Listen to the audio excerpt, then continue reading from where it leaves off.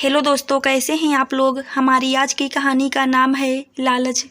Mummy जी, गर्मी की छुट्टियों को अब ज़्यादा दिन नहीं बचे हैं। बेहतर होता दीदी अभी चली आती। बच्चों के स्कूल खुल जाने के बाद उन्हें वक्त दे पाना बड़ा मुश्किल हो जाएगा।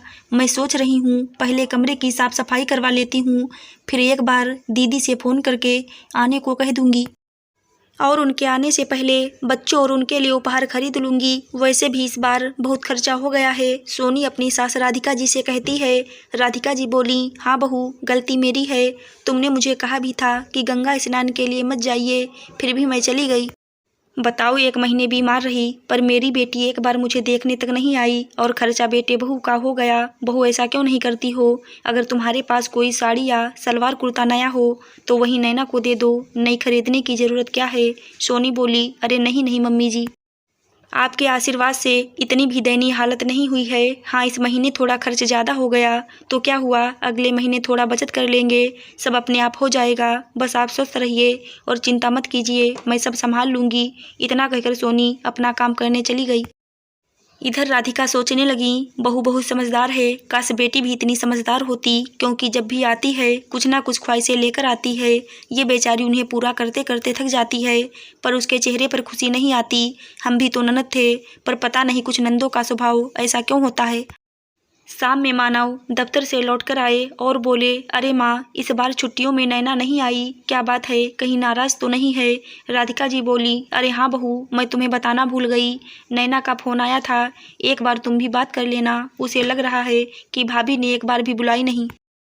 सोनी बोली, हाँ मम्मी जी, रात में मैं आराम से दीदी से बात कर लूँगी। रात में सबको खाना खिलाने के बाद सोनी ने अपनी ननद नैना को फ़ोन किया और आने का न्योता दिया। नैना को सोनी की जगह 4 बातें सुना दी। हाँ हाँ, जब मम्मी ने कहा तब आप बुला रही हो, ऐसे तो कभी आप मुझे आने को नहीं कहती हैं।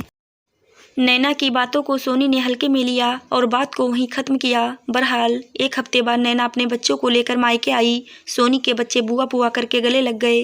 राधिका जी धीरे से नैना को बोली, नैना, क्या तुम बच्चों के लिए इस बार भी मिठाई या चॉकलेट कोई उपहार नहीं लाई। नैना बोली, अरे बच्चों, तुम्हारे फूफा जी ने तो ढेर सारे उपहार खरीद कर दिए थे, पर मैं लाना भूल गई और ट्रेन में चॉकलेट अच्छी नहीं मिलती हैं। कल शाम में हम बाजार चलेंगे, तब तुम्हारे लिए खूब सारी चॉकलेट लेकर आएंगे। राधिका जी बोली, 6 महीने साल भर पर आती हो और हर बार उपहार और चॉकलेट ऐसे कैसे भूल जाती हो। नैना मुंह बनाकर माँ को देखने लगी। सोनी ने कहा, मम्मी जी, दीदी बच्चों का भला सोचती हैं तभी चॉकलेट नहीं लेकर आई, वरना देखिए चॉकलेट खा खा कर उनके दांत खराब हो रहे हैं।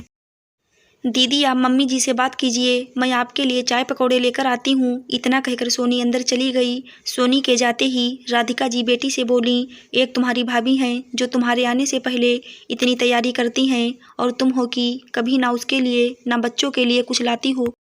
नाराज नैना बोली, माँ, मुझे तो शक होता है कि आपकी बेटी मैं हूँ या वो है। राधिका जी बोली, बेटा, शिकायत बेटी की हो या बहू की, दोनों सूरत में सुनना तो मुझे ही पड़ेगा। खैर छोड़ो, अब आई हो तो खुश रहो। थोड़ी देर बाद सोनी ननद के लिए पकौड़े लेकर आई।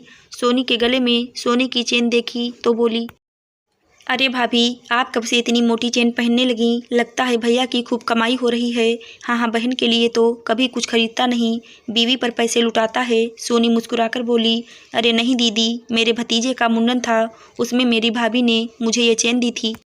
नैना बोली, सीखो भाभी, अपनी भाभी से कुछ सीखो। अपनी ननद को कितना अच्छा उपहार देती हैं, और आप हो कि हर बार मुझे साड़ी या सूट का कपड़ा देकर टाल देती हो। सोनी मुस्कुराकर वहाँ से चली गई। राधिका जी बोली, नैना, तुम बस लेने की ही बात करती हो। तुमने बहू से ये क्यों नहीं पूछा कि उसने अपनी भाभी और भतीजे को क्या दिया। नैना आश्चर्य से माँ को देखने लगी तो उन्होंने कहा, जितना उसकी भाभी ने दिया उससे दुगना इसने उसके लिए किया। रिश्ते एक तरफा नहीं निभाए जाते हैं, ये बात जान लो। 2 दिन बाद नैना सोनी से बोली, भाभी, आप मेरे रहने का इंतजाम हर बार नीचे वाले कमरे में क्यों करती हैं। मुझे नीचे का कमरा बिल्कुल पसंद नहीं, वो बहुत छोटा है। आप माँ का सामान उस कमरे में रख दो और मेरा सामान माँ के कमरे में रख दो।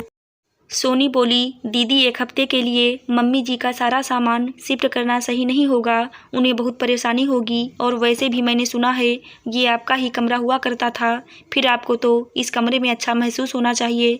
ठीक है, अगली बार से मैं आपका सामान ऊपर वाले कमरे में रखवा दूंगी।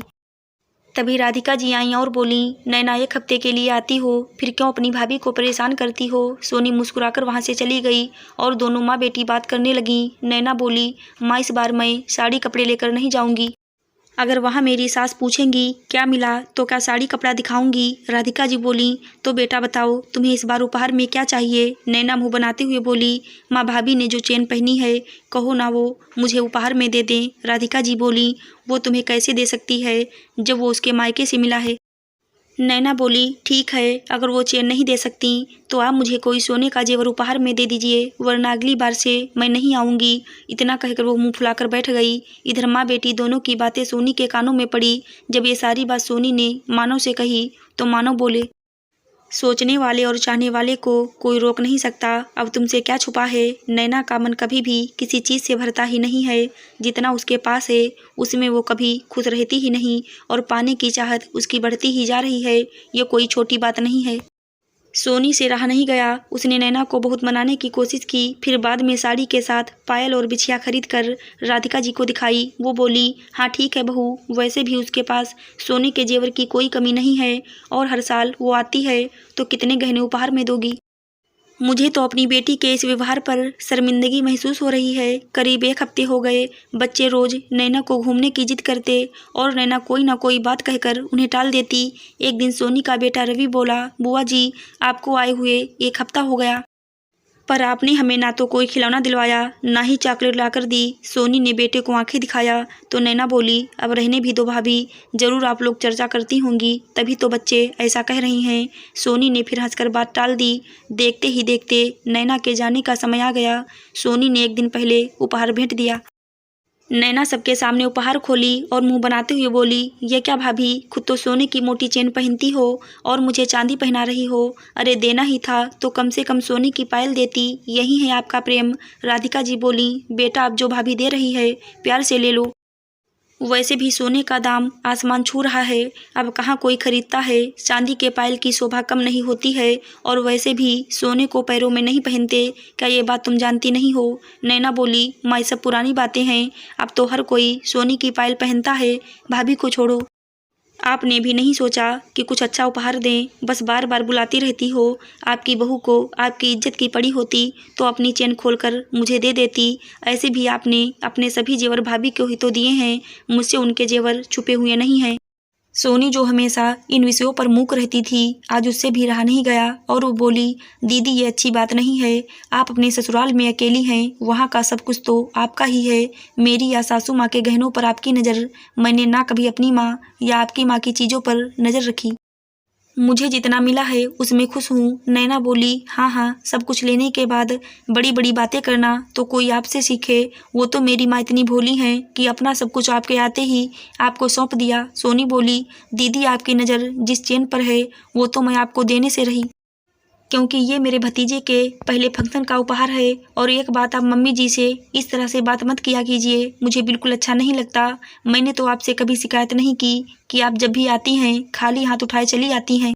नैना बोली, देखा माँ, आप कहती हो आपकी बहू समझदार है, अरे आपकी बहू बहुत चालाक है। आपके सामने आपकी बेटी को 4 बातें सुना रही है और आप कुछ नहीं बोलती हैं। सोनी बोली, हर बात में आप मम्मी जी को क्यों ले आती हैं। लालच आपके मन में उठा तो हर सवाल का जवाब आप अपनी माँ से क्यों पूछती हैं। आज तक मैं रिश्तों को बचाने के लिए चुप रही, पर आपने मेरी चुप्पी का गलत फ़ायदा उठाया जो अब मुझे बिल्कुल बर्दाश्त नहीं होगा। राधिका जी बोली, बेटा अब सब कुछ तुम्हारे भाई भाभी का ही है, अगर मैं उनका विरोध करूँगी तो मेरा बुढ़ापा खराब हो जाएगा। आखिर मेरी सेवा यही लोग करते हैं, अगर ये नाराज़ हो गए तो सोच लो तुम्हें मेरी जिम्मेदारी उठानी पड़ेगी। क्या तुम उसके लिए तैयार हो। नैना बोली, माँ ये कैसी बातें कर रही हो, लड़की की माँ क्या बेटी के ससुराल जाकर रहती है, लोग क्या कहेंगे, फिर मैं अकेली, मेरी सास भी है, मैं क्या क्या संभालूंगी। तभी सोनी बोली, क्यों दीदी, माँ बुढ़ापे तक अपने बच्चों का बोझ उठा सकती है तो क्या बेटी अपनी माँ को अपने घर कुछ दिन नहीं रख सकती। क्या बेटी हमेशा लेने के लिए होती है, माँ के प्रति उसका कोई फर्ज नहीं होता। गुस्से से नैना अपने कमरे में जाकर बैठ गई और जाने की जिद करने लगी। शाम तक बेटी की बातों से माँ थोड़ी दुखी थी तो सोनी बोली, मम्मी जी क्या बात है, आप इतनी दुखी क्यों होती हैं? औरत का जेवर, उसका पति, उसका घर परिवार होता है। अगर आप कहेंगी तो मैं वो चेन दीदी को दे देती हूँ, आपसे बढ़कर कुछ नहीं है। राधिका जी बोली, बहू मेरी बेटी तो कितने पैसों में खेल रही है, फिर भी हर वक्त दूसरे की चीज़ों पर ही उसकी नज़र रहती है। तुम्हारे ससुर जी से ही कहते थे कि हमारी बहू लाखों में नहीं करोड़ों में एक है। नैना भी ना समझ है, उसकी बातों को अपने दिल से मत लगाना। सोनी तो एक पल को चैन देने के लिए मान भी गई, परंतु मानव बोला, हर बार उसकी जिद को पूरा करना मतलब गलती को बढ़ावा देना हो जाएगा। सोनी नैना से बोली, दीदी कई बार इंसान दूसरे की चीज़ों पर नज़र रखता है और दूसरों का प्यार और सम्मान खो बैठता है, क्योंकि उसका सारा ध्यान तो दूसरे की चीज़ों पर रहता है, फिर वो अपनी चीज़ों की देखभाल नहीं कर पाता। मेरे लिए मेरा परिवार और ये रिश्ते बहुत मायने रखते हैं। मैं नहीं चाहूँगी कि कभी आप यहाँ से नाराज़ होकर जाएं। हाँ, बस इतना कहूँगी कि चीज़ों से ज़्यादा आपके लिए आपकी माँ और आपके भाई का प्यार मायने रखना चाहिए, ना कि जेवर। राधिका जी ने बड़े प्यार से अपनी बहू के सर पर हाथ फेरा तो नैना को एहसास हुआ कि वो मायके से जेवर तो लेती रही, पर कहीं ना कहीं अपनी माँ का भरोसा और प्यार खो बैठी। वो कुछ कहती उससे पहले ही राधिका जी बोली, ईश्वर तुम्हें संतोष और रिश्तों को समझने की ताकत दे। अब इतना ही दे सकती हूँ, क्योंकि अब तुम्हारी माँ के पास इससे ज़्यादा कुछ नहीं है। कुछ लोगों को अपनी भूल का एहसास बहुत जल्दी हो जाता है, कुछ लोगों को देरी से होता है। नैना को भी अपनी भूल का एहसास हुआ कि अपने पास सब कुछ होते हुए भी उसने अपनी भाभी के गहनों पर नज़र रखी, जिसके कारण उसके मायके से दूरियां बन गईं। पर धीरे धीरे समय बीता, उसने अपनी गलती के लिए सबसे माफ़ी मांगी और अपनी भूल सुधारी। इन सब चीज़ों में सोनी को सास और मानव का भरोसा और साथ मिला, जो सबसे ज़्यादा महत्वपूर्ण था। आशा करती हूँ दोस्तों आपको हमारी कहानी ज़रूर अच्छी लगी होगी। धन्यवाद।